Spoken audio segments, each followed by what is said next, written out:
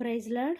ఈరోజు దేవుని వాగ్దానము కీర్తనల గ్రంథము 107 అధ్యాయము 19, 20, 21 వచనాలు చదువుకుందాం. చూడండి. కష్టకాలమందు వారు యెహోవాకు మొరపెట్టిరి, ఆయన వారి ఆపదల నుండి వారిని విడిపించెను. ఆయన తన వాక్కును పంపి వారిని బాగు చేసెను. ఆయన వారు పడిన గుంటలో నుండి వారిని విడిపించెను.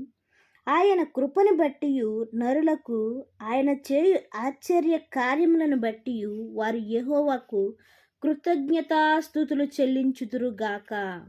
ఇక్కడ వాక్యముతో ఆయన మనతో ఏమని మాట్లాడుతున్నాడంటే, ఎవరైతే కష్టములో ఉండి, ఎవరైతే ఇరుకులో ఉండి, ఎవరైతే ఇబ్బందుల్లో ఉండి, ఎవరైతే విడిపించుకోలేని స్థితిలో ఉండి దేవునికి మొరపెడుతున్నారో వాళ్ళని ఏం చేస్తున్నాడంట, ఆయన వారి యొక్క మొరను ఆయన ఆలకించేవాడిగా ఉన్నాడండి.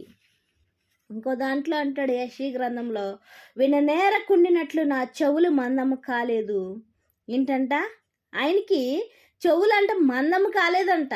ఇంకా రక్షింపకుండినట్లు నా హస్తము కురచకాలేదు అంటాడు. ఇంకా ఏమంటాడంటే, మీ దోషములు నీకును నాకును అడ్డముగా ఉన్నాయి కాబట్టి మీ ప్రార్థన నా దగ్గరికి చేరట్లేదు అంటాడు. నిజమే కదండి. మనము దోషం పెట్టుకుని దేవుని వేడుకున్నట్లయితే మన దృష్టిలో మన యొక్క మనసులో పాపాన్ని పెట్టుకుని ప్రవ్వా ప్రవ్వా ప్రవ్వా అని గాల్లో దీపం పెట్టి మనం అడిగినట్లయితే అది ఆరిపోకుండా ఉండదండి, ఖచ్చితంగా ఆరిపోతుంది.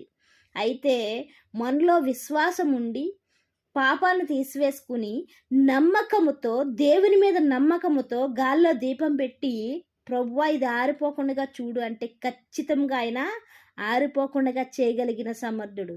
ఫస్ట్ మనము మనలో ఉన్న పాపాన్ని, దోషాన్ని తీసివేసుకుని అప్పుడు దేవుని మనం వేడుకునే వారిగా ఉండాలి. కాబట్టి ఆయన ఇవ్వడానికి సిద్ధపాటు కలిగిన దేవుడే, ఆయన ఇవ్వడానికి వెనక తీయని దేవుడే, ఆయన ఇవ్వడానికి మన ప్రార్థన వినడానికి సమర్థుడే ఆయన.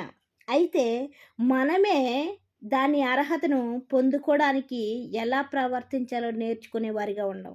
అయితే ఇప్పుడు వాక్యంతో మాట్లాడుతున్నాడు ఆయన, కష్టకాలమందు వారు యెహోవాకు మొరపెట్టిరి, ఆయన వారి ఆపదలో నుండి వారిని విడిపించెను. విడిపించడానికి ఆయన సిద్ధంగా ఉన్నాడండి. మనము తర్వాత చేసుకుందాంలే, తర్వాత చదువుకుందాంలే, తర్వాత చెప్దాంలే, తర్వాత వివరిందాంలే, తర్వాత దేవునికి అప్పగించుకుందాంలే అని మనము నిర్లక్ష్యం చేసేవారిగా ఉంటున్నాము. అయితే దేవుడైతే నిర్లక్ష్యం చేసేవాడిగా లేడు. కానీ ఒకవేళ ఆలస్యమైనట్లయితే ఆలస్యానికి దానికి తగ్గ ఫలితాన్ని మనకే రెడీ చేసి పెడతాడండి ఆయన. ఇక్కడ వారి ఆపదలో నుండి వారి మొరను వింటున్నాడు ఆయన. ఎవరైతే మొరపెడుతున్నారో, ఎవరైతే కష్టం నుండి ఆయనకి ప్రార్థిస్తున్నారో వారి యొక్క మొరను ఆయన వినేవాడిగా ఉన్నాడు. ఇంకా ఏం చేస్తున్నాడు చూడండి, ఆయన తన వాక్కును పంపి వారిని బాగు చేశాను. ఇప్పుడు వాక్యముతో మాట్లాడుతున్నాడండి. ఏమని మాట్లాడుతున్నాడు, నువ్వు మొరపెడుతున్నావు కాబట్టి నీ మొరను నేను వింటున్నాను, ఈ వాక్కు నీకు పంపించి నీకు ఆదరణ కలగజేస్తున్నాను. ఎందుకంటే ఈ వాక్యము ద్వారా నీతో నాతో మనందరితోటి మాట్లాడుతున్నాడు. ఈ వాక్కు ద్వారాగా దేవుని యొక్క మాట ద్వారాగా మనందరితోటి మాట్లాడుతున్నాడు. ఏమని మాట్లాడుతున్నాడంటే, నేను నిన్ను విడిపిస్తాను, నువ్వు మొరపెడుతున్నావు కాబట్టి దానిలోంచి నేను నిన్ను విడిపిస్తాను, నీకున్న కష్టములో నుంచి నేను నిన్ను విడిపిస్తానని చెప్పేవాడిగా ఉన్నాడు. ఇంకా ఆయన వారు పడిన గుంటలో నుండి వారిని విడిపించెను.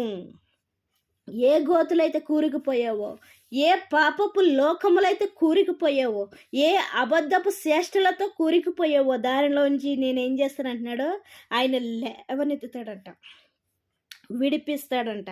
ఇంకా ఆయన కృపను బట్టి నరులకు ఆయన చేయు ఆశ్చర్య కార్యములను బట్టి వారు యెహోవాకు కృతజ్ఞతాస్తుతులు చెల్లించుదురుగాక.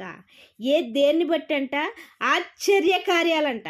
ఇవి ప్రాబ్లం అసలు సాల్వ్ కాదనుకుని నేను ఎంతో టెన్షన్ పడిపోతున్నాను అని అనుకున్నట్లయితే ఆయన ఆ ప్రాబ్లాన్ని ఏం చేస్తున్నాడండి, ఆ కష్టంలోంచి ఏం చేస్తున్నాడండి, విడిపించేస్తున్నాడు.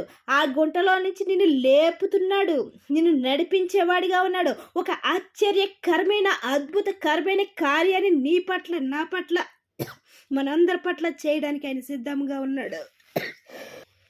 సిద్ధంగా ఉన్నాడో దాన్ని పొందుకోవడానికి మనము కూడా సిద్ధపాటు కలిగి ఉందాం. దేవుడిచ్చిన పరిశుద్ధ వాక్యం దీవించిన గాక.